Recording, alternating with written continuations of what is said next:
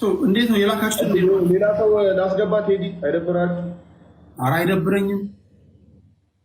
ጨዋ ይሁን ግን ጨዋ ወልዶ ጨዋ ያሳደገው ከሆነ ምንም ኢየሱስን የሚወድ ማንንም አስገባ የሚል ምንም ይሁን እኔ ችግር የለብኝም።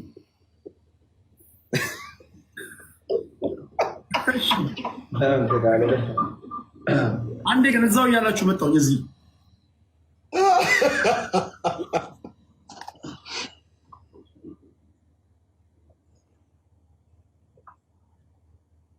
እሺ ቤት ይሄንክ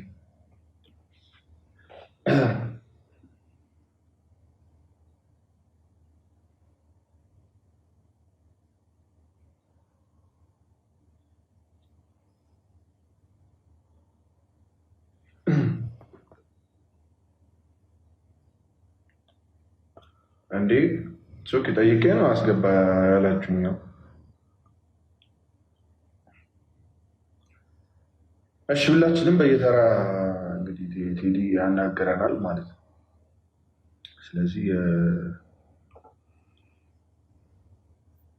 እንዳል ሶሪ ብላ የሆነ ድምፅ አለ ፈለገ ሰላም ደህና ነህ? እግዚአብሔር ይመስገን። እንዴት አለ? ከረዥም ጊዜ በኋላ እንደዚህ በቪዲዮ ስንታይ ምናልባት ብሎክ ስላደረከኝ ይሆናል። አላረኩም፣ ጌታን አላረኩም። ኧረ አዎ የሆነ ሰዓት ያፍን እንትን አለ አይደል? የሆነ ቃልፏል ነው ኢየሱስ ጌታ ነው። ኢትስ ኦኬ ፈለገ ቆይ አሁን ኢየሱስ ጌታ ነው የሚለው ላይ ነው።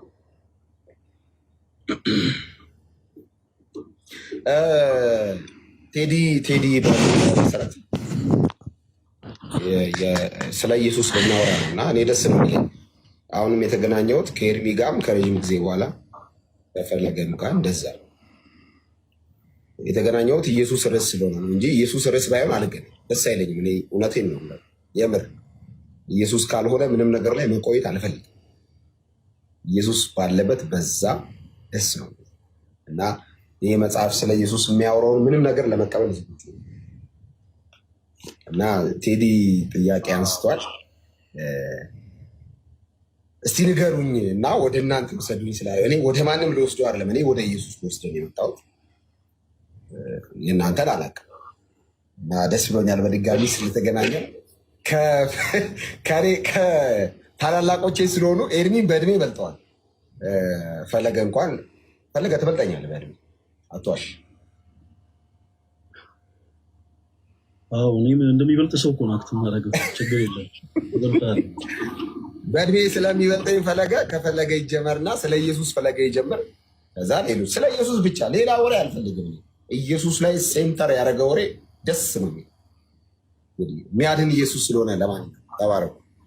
የኔ ጥያቄ ምንድነው ለሌሎቻችሁ ያላችሁ እኔ አሁን በዚህ ምድር ህይወት ከተኝ ከሰለቸኝ ፖለቲከኞች አስጠሉኝ። ወደ መንፈሳዊ ህይወት ልመጣ ፈልጌያለሁ። ወደ ዘላለማዊ ህይወት ፈልጌያለሁ። ወደ ዘላለማዊ ህይወት እንዴት ነው የምመጣው? እናንተ የገባችሁ ሊገባኝ በሚችል ቃላት ተጠቀሙና ንገሩኝ እያልኩ ያለሁት ለማለት ያለ ፈለገ አንተ ትጀምራለህ። እሺ ምናልባት ጥሩ ነው። እንደዚህ አይነት ወንድሞችን ማግኘት በራሱ እጅግ በጣም መታደል ነው። ስላገኘን እጅግ በጣም ደስ ብሎናል። ኤርሚ ሰላም ይላል።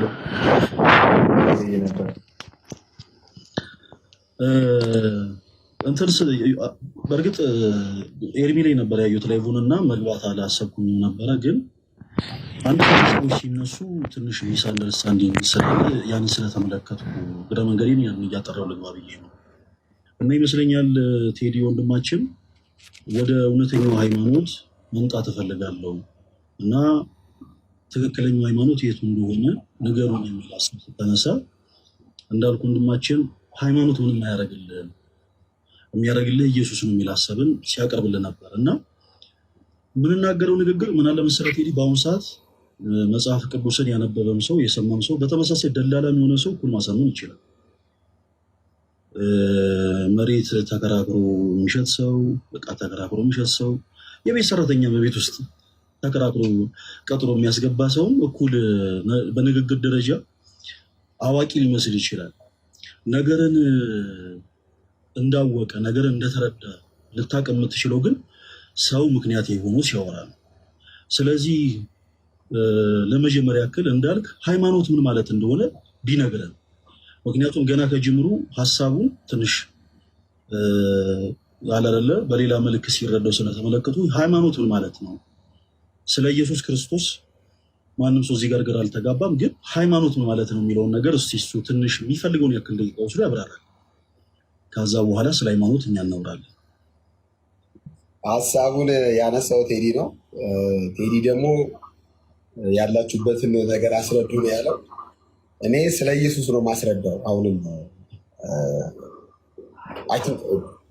ዲያቆን ፈለገ ስለ የሃይማኖት ድርጅት ወክዬ አልመጣሁም።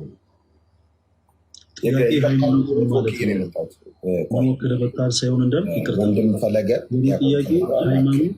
እባክህ፣ ዲያቆን ፈለገ እባክህ። እሺ ጨርስ። እኔ ላስተካክልላችሁ። ቴዲ አሁን ምንድን ነው ወደ ሃይማኖት ወደ ማብራራቱ ከመሄድ በፊት ስለ ኢየሱስ ብቻ ነው የማውቀው። በቃ ይሄው የኔ አቋም ነው። ስለ ኢየሱስ ብቻ የማውቀውን ይሄ መጽሐፍ የነገረኝን እነግርሃለሁ። የኔን ጥያቄ ልምድ ማትመልሱ ፈለገ ይመልስልኝ። ፈለገ እኔን ተውና የቴዲን መልስልኝ። እኔን ተውኝ። ጌታ ይባርክ። እዛ እንዳልክ በተራ ትነግረኛለህ። እኔ ፈለገኝ ቴዲን አውራው። ፈለገኝ ቴዲ ወደ ዘላለም ህይወት መሄድ እፈልጋለሁ አይደል? አደኝ ዘዴ የመንፈሳዊ ነገር አላማው ምንድነው? ያለንበት ዓለም ጊዜያዊ ዓለም ነው። ስንሞት ወይ ገነት ይጠብቀናል ወይ ገሃነም ይጠብቀናል። እኔ ወደ ገሃነም መግባት አልፈልግም፣ ወደ ገነት ነው መግባት። እናንተ ወደምትሄዱበት ፈለገዬ እኔን ተወኝ ለጊዜው ለትንሽ ደቂቃ። ቴዲዬ ነው እዛ ላይ ተባረክ። እሺ መልካም ሀሳቦችን ያነሳሁት በእግዚአብሔር በሚያውቀው እንዳልክን ለማፋጠጥ ወይ ትከሻ ለትከሻ ለመለካካት ሳይሆን፣ ነገር ግን ነገርን ከስሩ ሲወራ መልካም ነው እና ስለዚህ የቴዲን ጥያቄ አነሷለሁ። ግን ዞሮ ዞሮ ቴዲ የአንተ ጥያቄ መመለሱ እንዳለ ሆኖ በተመሳሳይ አንተም ጋር እኔም ጋር ኤልም ጋር ሁሉም ጋር ደግሞ ተቀምጠው ደግሞ የሚነሱትን ሀሳቦች የሚያዳምጡ ሰዎች አሉ። ስለዚህ ለነዛ ሰዎች በደንብ አድርገን ማስተላለፍ ያለበት መልእክት እናስተላልፋለን። በመጀመሪያ ሃይማኖት ማለት አስተምህሮ ማለት ነው። አንዳንድ ጊዜ በተለያየ ቦታ ላይ ሰዎች ካለመረዳት ይመስለኛል ሰዎች ሃይማኖተኛ ሲሆኑ ኢየሱስን ይርቁታል፣ ኢየሱስን አያውቁትም የሚሉ ሀሳቦችን ያነሳሉ። እና ሃይማኖት መሰረታዊ ነገር ነው። ሃይማኖት ማለት አስተምህሮ ማለት ነው። ለምሳሌ አንተ የኢትዮጵያ ኦርቶዶክስ ቅዱስ ቤተክርስቲያን አማኝ ስትሆን በአብ በወልድ በመንፈስ ቅዱስ አምነህ ነው ክርስቲያን የምትሆነው። እና በአብ በወልድ በመንፈስ ቅዱስ ማመንህ እምነት ነው፣ ትሪኒቲ ነው፣ ወይም ደግሞ ሶስትነትን ግን ለሌሎች የምታስረዳበት መንገድ አስተምህሮ ይባላል፣ ሃይማኖት ይባላል። ዝም ተብሎ ልክ እንደ ይሁኔ በላይ ወይ እንደ ሰማኸኝ በለው ዘፈን የሆነ ያስከውን ብቻ ይዘህ በቃ ኢየሱስን ነው ኢየሱስን ነው ስላሴ ነው ስላሴ ነው ስላልክ ክርስቲያን አትባልም ማለት ነው።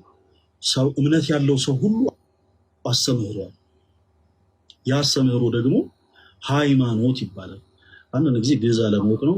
ይህ ስደዝ ማተር ያን ያክል ጠለቅ ያለ እውቀት አይደለም። ወንድማችን ቴዲ እንግዲህ መዳን የምትፈልግ ከሆነ ልትድን የምትችለው በጌታችን በአምላካችን በመድኃኒታችን በኢየሱስ ክርስቶስ በማመን ነው። በእርሱ ማመን ያስፈልጋል። ሰዎች በዚህ ዘመን በተለያዩ ነገሮች ራሳቸውን ያስገዛሉ። በነገራችን ላይ ፖለቲክስም በራሱ ጣዖት ነው፣ እንደ አንድ ክርስቲያን አረዳድ ማለት ነው። ሰዎች ከክርስቶስ ፈቃድ ርቀው ስጋዊ የሆነ ፍላጎታቸውን ስጋ የሆነ ጥማታቸውን የሚያረኩበት መንገድ እንጂ የዘላለም ሕይወትን የሚያገኙበት ነገር አይደለም። በክርስቶስ ኢየሱስ ያመነ ሰው በአጠቃላይ ደግሞ በበጎ ስራ መጽናት አለበት። ይሄ የቅዱስ ቤተክርስቲያናችን አስተምሮ ነው። አንድ ሰው በክርስቶስ ኢየሱስ ሲያምን ቅርንጫፍ ይሆናል። በዮሐንስ ወንጌል ምዕራፍ 15 በቁጥር 1 ላይ ጌታችን አምላካችን መድኃኒታችን ኢየሱስ ክርስቶስ እውነተኛ የወይን ግንድ እኔ ነኝ ይላል። እውነተኛ የወይን ግንድ እኔ ነኝ፣ ከዛ ገበሬውም ደግሞ አባቴ ነው ካለ በኋላ ፍሬ የማያፈራው በእኔ ያለውን ቅርንጫፍ ሁሉ ምን ይለዋል ይላል? ያስወግደዋል። በምክንያት ነው ሀሳብ ያነሳሁት። ፍሬ የማያፈራውን ቅርንጫፍ ሁሉ ምን ይለዋል? ያስወግደዋል ይላል። ከዛ በኋላ እዛው ቁጥር 2 ላይ ፍሬ የሚያፈራው በእርሱ ላይ ያለውን ቅርንጫፍ ማለት ነው። ፍሬ የሚያፈራውን በእርሱ ላይ ያለውን ቅርንጫፍ ሁሉ ደግሞ አብዝቶ እንዲያፈራ ያጠረዋል። በጣም በሚደንቅ ቃል ቴዲሻ ቁጥር 6 እንደምወረድ ብለህ ስትመለከት ጌታችን ኢየሱስ እዛው ክፍል ላይ በእኔ የማይኖር ቢሆን ይላል። በእኔ ምንም አይል ቢሆን የማይኖር ቢሆን እንደ ቅርንጫፍ ይህ የሆነ ምሳሌ ሰጥቶ ማለት ነው።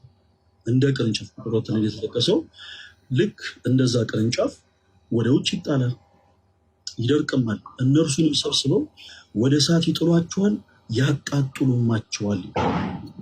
ስለዚህ አንድ ሰው በክርስቶስ ኢየሱስ በማመን እውነተኛ ከሆነው ከወይን ግንድ ጋር ይጣበቃል፣ which means ቅርንጫፍ ይሆናል። ስለዚህ ቴዲሻ በመጀመሪያ መዳን የሚፈልግ ከሆነ በመጀመሪያ በክርስቶስ ኢየሱስ ማመን አለበት። በነገራችን ላይ ቴዲ በጣም የሚገርም ነገር የክርስትና ህይወት እንዲሁ ስትጀምረው ራሱ በመዳን ነው የሚችለው። ምንም አይነት ስራ መስራት አይጠበቅብህም። ለዛ ነው ቅዱስ ዮሐንስ እግዚአብሔር አንድያ ልጁን ሲሰጥ ድረስ ዓለምን እንዲሁ ወዶልን ያለው የዳነው በጸጋው። ጌታችን ኢየሱስ ወደዚህ ምድር የመጣው እኛ ምንም አይነት በጎ ምግባር ኖሮ በጎ ስራ ሰርተን ሳይሆን እንዲሁ ስለወደደን የመጣው። ታዲያ እንዲሁ ስለወደደን የመጣውን ጌታ በማመን ቅርንጫፍ ትሆናል። ቅርንጫፍ ከሆንክ በኋላ ግን መልካም ፍሬ ማፍራት አለበት። አሁን ለምሳሌ ዛሬ በሆይታ ቴዲሻ መጥቷል ምናምን በሉ ኤርሚ ምናምን ቶሎ በሉ ምናምን ብለን በክርስቶስ ኢየሱስ አምኗል ብለን ብቻ መሄድ አይደለም። በክርስቶስ ኢየሱስ ካመንክ በኋላ ደግሞ በበጎ ስራ መጽናት አለብን። በበጎ ስራ መጽናት አለብን። ይሄ የቅዱስ ቤተክርስቲያናችን አስተምህሮ ነው። ስለዚህ ቴዲሻ መዳን ከፈለገ በመጀመሪያ በክርስቶስ ኢየሱስ ያምናል። አንድ ይፈልጋል ጀስቸሮችን ኢንተራክት ሊያደርገው ስለሚችል ተወሱ። እሺ እየተንቀሳቀሰ ነበር እንዴ? ስለሆነ ጌታን አላየሁትም ነበር፣ ይቅርታ። እሺ ስለዚህ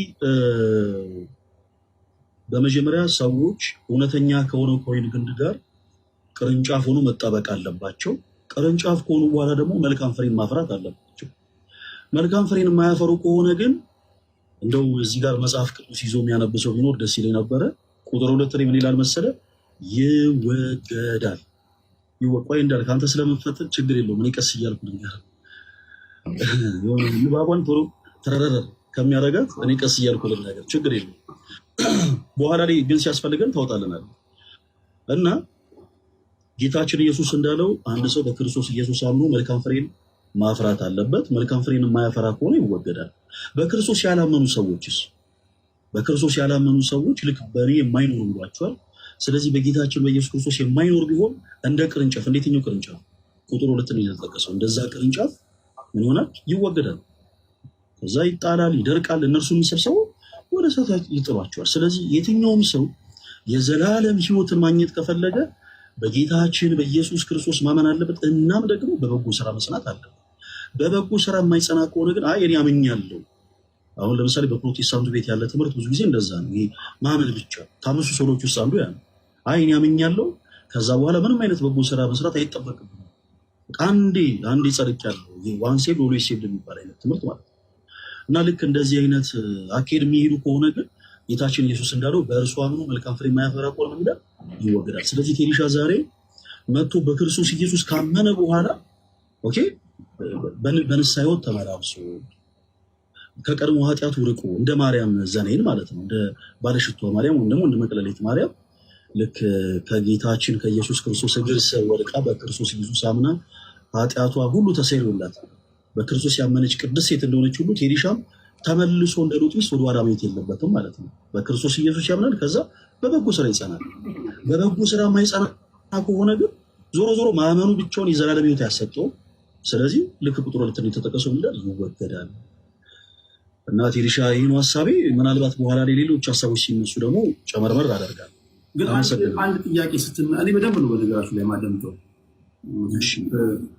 እየቀለዳችሁ እንዳልሆነ ነው ተስፋ ማድረገው። የቁም ነገር ነው ብዙ ነገር ነው ይቀለዳል። ግን እግዚአብሔር ቃል ስለሆነ የሃይማኖት ጉዳይ ስለሆነ ብዙ ሰዎች እዚህ ጋር 2400 ሰዎች እያደመጧችሁ ነው። እናንተ ጋር ምን ያህል ሰዎች አሉ? ስደማምሩት በጣም ብዙ ሰዎች ነው የሚያዩት እና ከተቀመጥን አይቀርም እኔ እንኳን ዛሬ ባልመጣ ወደ እናንተ የሚመጡ ሰዎች ይኖራሉ። እነሱ ቢያንስ ምዳን እንዲሆን የሚጠቀምበት ነገር ፈለግ አሁን ቅድም ስትናገር የሰማሁት ከተሳሳትኩኝ ታረሙኛለህ። የክርስትና ህይወት ስትጀምር ከድህነት ነው የምትጀምረው አልኩ።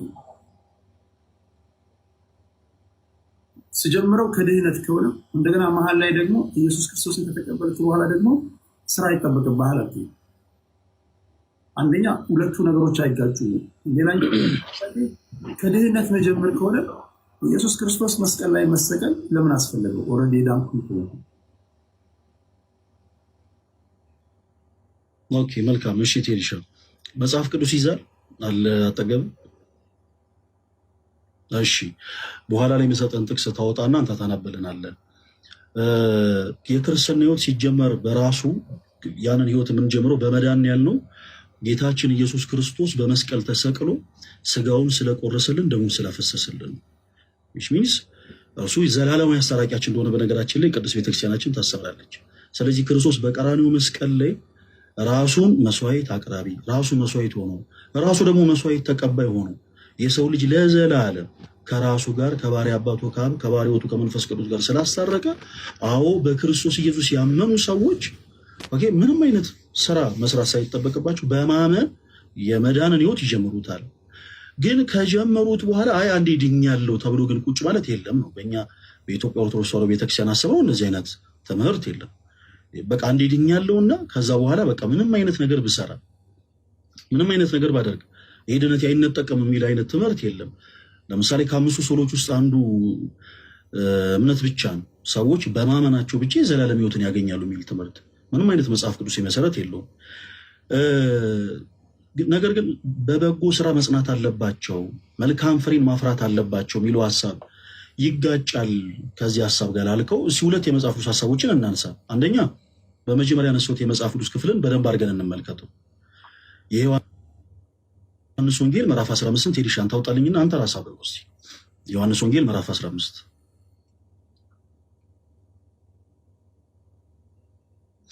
ቁጥር ስንት? ከቁጥር 2 ቁጥር 2 ላይ ያለውን አንብበልኝ። ቁጥር 2 ፍሬ የማያፈራውን በእኔ ያለውን ቅርንጫፍ ሁሉ ያስወግደዋል፣ ፍሬ የሚያፈራውንም ሁሉ አብዝቶ እንዲያፈራ ያጠራዋል። በቃ ቁጥር 1ን ከተመለከትከው እጅ ላይ ያለው መጽሐፍ ቅዱስ ጌታችን ኢየሱስ ክርስቶስ እውነተኛ የወይን ግንድ እኔ ነኝ ይልና ይጀምራል። ቅድም እንዳልኩ ሰዎች በማመን እውነተኛ ከሆነው ከወይን ግንድ ጋር ቅርንጫፍ ሆኖ ይጣበቃሉ። እናም ጌታችን ኢየሱስ ከዛ በኋላ ምን አለ? ስለ ቅርንጫፎቹ ሲናገር በእኔ ያለውን which means በእርሱ ያመነ ማለት ነው። በክርስቶስ ኢየሱስ አምኖ መልካም ፍሬ የማያፈራ ካለ ምን ይላል? ቴዲሻ ሲያምበው በእኔ ያለውን መልካም ፍሬ የማያፈራው ምን ይላል? የማያፈራውን ሁሉ አብዝቶ እንዲያፈራ ያጠራዋል። ከዛ ከፍ ብሎ በእኔ ያለውን መልካም ፍሬ የማያፈራው በእኔ ላይ ያለውን ቅርንጫፍ ሁሉ ምን ይለዋል? ፍሬ የማያፈራውን በእኔ ያለውን ቅርንጫፍ ሁሉ ያስወግደዋል። ይሲ ስለዚህ አንድ ሰው በክርስቶስ ኢየሱስ ካመነ በኋላ መልካም ፍሬን የማያፈራ ከሆነ ይወገዳል። ላለመወገድ በክርስቶስ ኢየሱስ አምኗል። ከዛስ መልካም ፍሬን ደግሞ ማፍራት አለበት። መልካም ፍሬን ሲያፈራ ጌታችን ኢየሱስ እንዳለው አባቴ አብዝቶ እንዲያፈራ ያጠራዋል። ቁጥር 2 ላይ አሁን ያነበብከው ክፍል ላይ ይወገዳል የተባለው መልካም ፍሬ ባለማፍራቱ ነው። ማመኑ ብቻውን ከመወገድ አዳነው ወይ አላዳነው? ይሄ በክርስቶስ ኢየሱስ አምኖ አንድ ሰው ከዛ መልካም ፍሬን ማፍራት አለበት። መልካም ፍሬ ማያፈራ ከሆነ ግን ምን ይላል? ይወገዳል። ማመኑ ብቻውን ከመወገድ ምን አይለው? አያድነውም። ሌላ አንድ ጥቅስ እንጀምር እስቲ። የያዕቆብ መልእክት ምዕራፍ 2 አውጣው።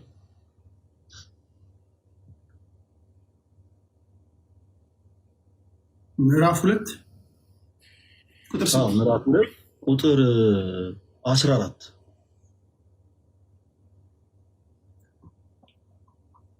ወንድሞቼ ሆይ እምነት አለኝ የሚል ስራ ግን የሌለው ሰው ቢኖር ምን ይጠቅመዋል? እምነቱስ ሊያድነው ይችላልን?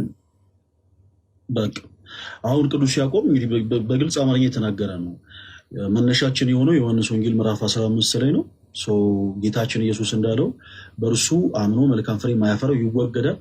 እናም ቅዱስ ያዕቆብ ከዚህ ላይ ተነሱ ምን ይለናል? ወንድሞች ሆይ እምነት አለኝ የሚል ምን አለኝ የሚል እምነት አለኝ የሚል ሰው ቢኖር እና ነገር መልካም ስራን የማይሰራ ከሆነ ስራ ግን ከሌለው እምነቱስ ሊያድነው ይችላልን ይላል። እምነቱ ሊያድነው ስለማይችል ማለት ነው። እስኪ እንደውም እንዲያጠነክርልን ቁጥር 20 አንብባት። እዛው ላይ የያዕቆብ መልእክት ምዕራፍ 2 ከቁጥር 20 ላይ ምን ይላል ቴዲሻ?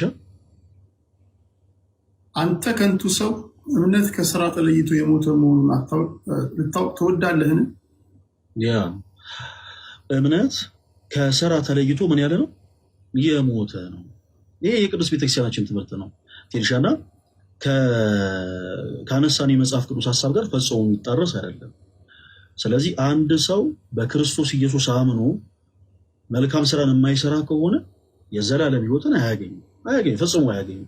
ስለዚህ ቴዲሻ የዘላለም ሕይወትን ለማግኘት ቅድም እንዳለው በመጀመሪያ ቅዱስ ቤተክርስቲያናችን የምታስተምረው በክርስቶስ ኢየሱስ እንዲያምን ነው። ካመነ በኋላ ግን በተለያዩ ሱት የሆኑ ትምህርቶች እንዲታለልብን አንፈልግም። ለምሳሌ ቀደም እንዳልኩ ሰዎች በማመናቸው ብቻ የዘላለም ሕይወትን ያገኛሉ ምናምን የሚባል ነገር አለ። ስሜቴነት ለክርስትና ጸር ነው እና አንዳንድ ስሜት የሆኑ ሰዎች እንደዛ ይላሉ። ነገር ግን የቅዱስ ቤተክርስቲያናችን ትምህርት ምን ይላል? እምነት ከስራ ተለይቶ የሞተ ነው። እምነት ከስራ ተለይቶ ምን ያለ ነው? የሞተ ነው። አንድ የመጨረሻ ጥቅስ ልድገምልህ ቴዲሻ፣ ይቅርታ ነገር አበዛው። ከዛ ለወንድሞች እድል እሰጣለሁ። ቅዱስ ጳውሎስ በሮሜ መልእክቱ ምዕራፍ 2 ከቁጥር 7 ላይ ያለውን ሀሳብ ምን እንደሚለን እስኪ እንመልከት። ሰዎች በበጎ ስራ በመጽናት የዘላለም ሕይወትን እንደሚያገኙ ይናገራል። በጣም የተወደደ ቃል ነው። ሮሜ ምዕራፍ 2 ቁጥር 7 በበጎ ስራ በመጽናት ምስጋናንና ክብርን የማይጠፋንም ሕይወት ለሚፈልጉ የዘላለም ሕይወት ይሰጣቸዋል።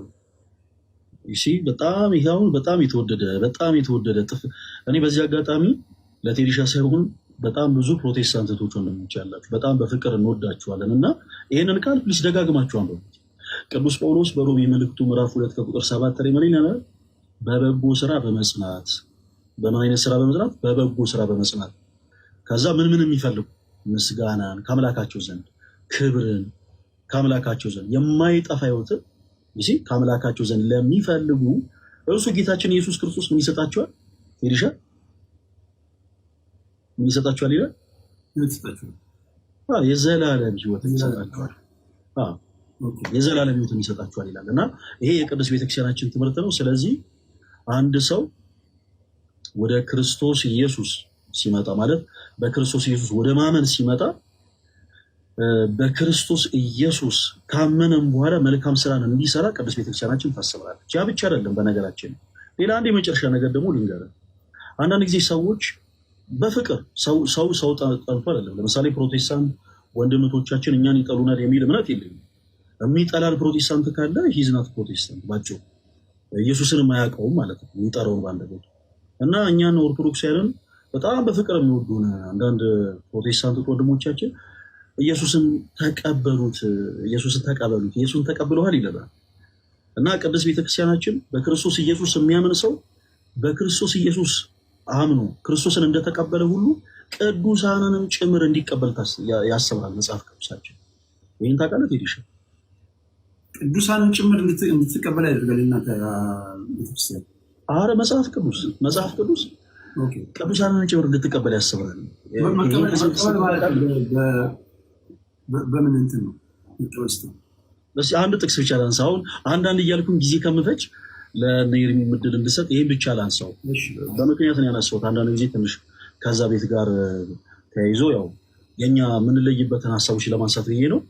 የማቴዎስ ወንጌል ምዕራፍ 10 ቁጥር 40 ምን ይላል? ምዕራፍ 10 40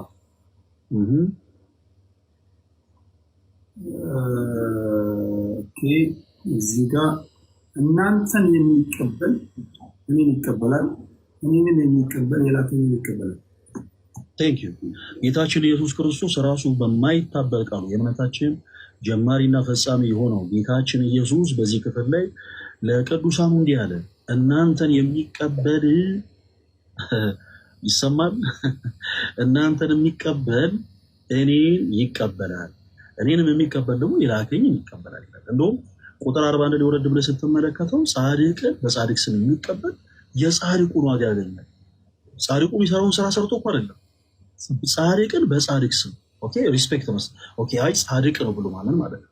ነብዩንም ደግሞ በነብዩ ስም የሚቀበል የነብዩን አንዳንድ ጊዜ ሄርሻኒ በግል ስለሚገርመኝ ነው። አንዳንድ ጊዜ በቤተ ክርስቲያን ውስጥ ያሉ ቅዱሳንን መቀበል የሚያከታቸው ሰዎች እነዩ ጩፋን ነብይ ብሎ መቀበል ግን አይከብዳቸውም። በጣም የሚገርመኝ እኔ በግል ስለሚገርመኝ እና ጌታችን ኢየሱስ ግን ለቅዱሳኑ ይህን ያክል ክብር ሰጥቷል። ጌታችን ኢየሱስ ክርስቶስ ተቀብሎ አንድ ሰው አይ የለም እኔ ቅዱሳን ይሄ ጻድቃን የምትሉት ነገር የራሱ ጉዳይ ምናምን የሚል ከሆነ ባጭሩ ከመጽሐፍ ቅዱስ መስመር የወጣ ሰው ነው ማለት ነው። መጽሐፍ ቅዱሳችን ግን ምን ነው የሚያስተምረን? በክርስቶስ ኢየሱስ ያመነ ሰው ክርስቶስን ተቀብያለሁ የሚል ሰው ቅዱሳንን ጭምር አብሮ መቀበል አለ። ጻድቅን በጻድቅ ስም ያመነ የጻድቁን ዋጋ ያገኛል። ነብዩንም በነብይ ስም ያመነ የነብዩን ስም ያገኛል። እንደውም በእነሱ ስም የተራበ ማብላት የተጠማ ማጠጣት በራሱ የዘላለም ሕይወትን ያሰጣል ብላ ቅዱስ ቤተክርስቲያናችን ታስተምራለች። ይህን ያክል አስፈላጊ አይደለም ማሰቡ፣ ግን ይሄን ብቻ ብዬ ልለፍ። ቁጥር 42 ላይ ምን ይላል? ቁጥር 42 ሲያመው ዲሻ